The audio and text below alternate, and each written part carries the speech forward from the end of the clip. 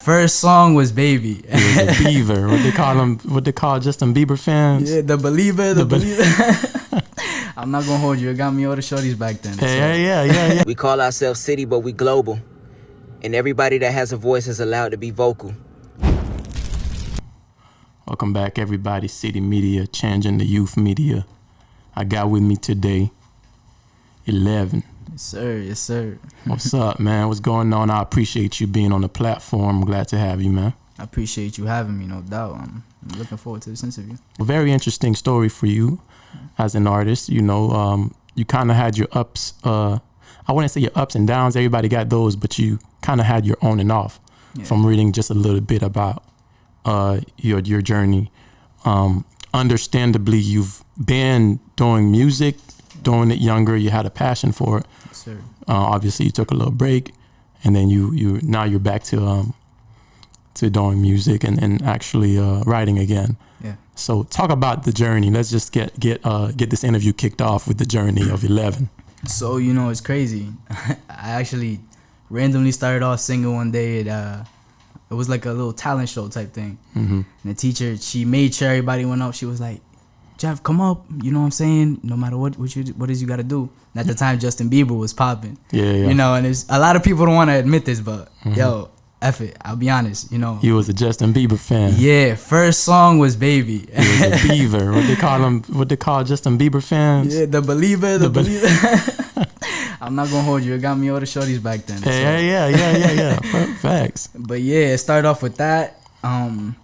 Everybody found out I could sing, and from there, I got in like a little group with my older cousin. He was like 17 at the time. Mm-hmm. Did some music. He ended up moving down to Florida because growing up, we'll get into it later, but like growing up, I went back and forth between Florida. But he ended up moving to Florida, and we just stopped. Yeah. And from there, I got into baseball, and like from 12 to like 18. Mm-hmm. No music, just focus on baseball. I actually even play college baseball a little bit. Okay, that's what's up, man. Yes, sir. But that's dope. yeah. After high school, kind of just led me back to music once trials and tribulations started to kick in. You know, after high school, you're not really guarded too much. Mm-hmm. That's when you really start to see what the world's really about. So I took the music as a way to get my thoughts out. You know, from pen to paper, because it's hard to trust people nowadays type shit. Yeah, for sure. What is it there with moving back and forth from Florida to Rhode Island? So I was born and raised in Providence, Rhode Island, and I have family down here, and my parents always wanted to make sure we stayed connected with everybody down here. So every year we make sure to come down here, and obviously I was writing music. So I didn't get too deep into it until now that I'm older, but I always kind of kept in touch with the South Florida scene, you know what I'm saying? You know how everything up north is kind of like tough rap. Down here, everything's, you know, catching a vibe, chill. And with my music coming up, you kind of get to see I'm showing off like that little island, beach boy vibe in me type shit. You'll definitely see the roots of Florida in my music.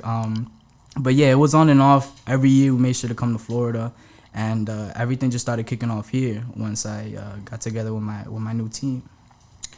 You know, when I think of Rhode Island, it always makes me think, you know, like what is there to do in Rhode Island? Like how's the music there? Do people tap dance in Rhode Island? Is that what's popping over there? I don't know. Man, kind of put us on how that's like over there.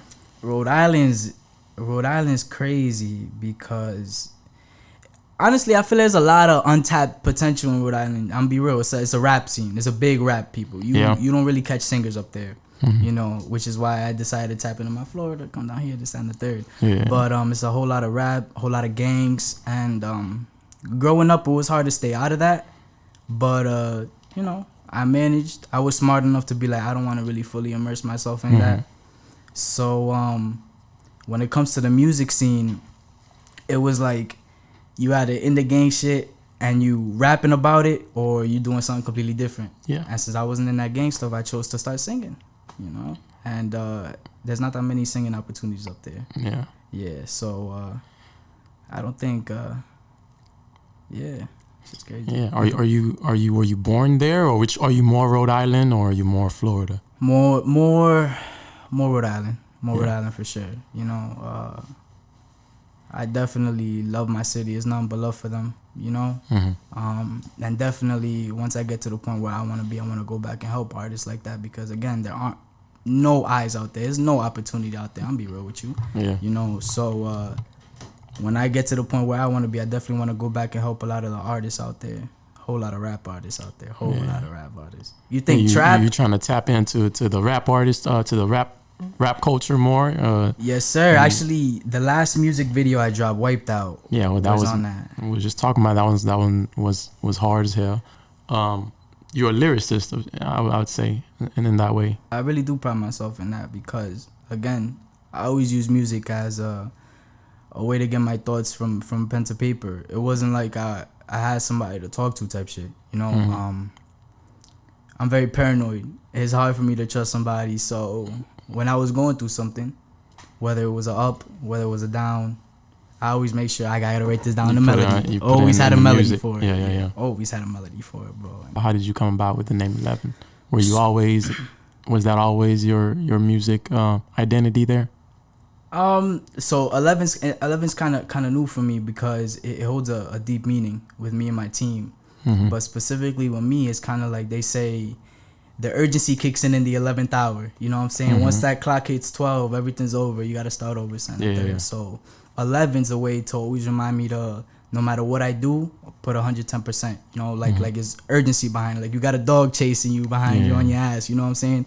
And always make sure you give 100. And you'll hear that in my music with the raw emotion, any type of energy I'm feeling. I'm gonna make sure that my listeners feel that. That's actually dope. Yeah, that's hard.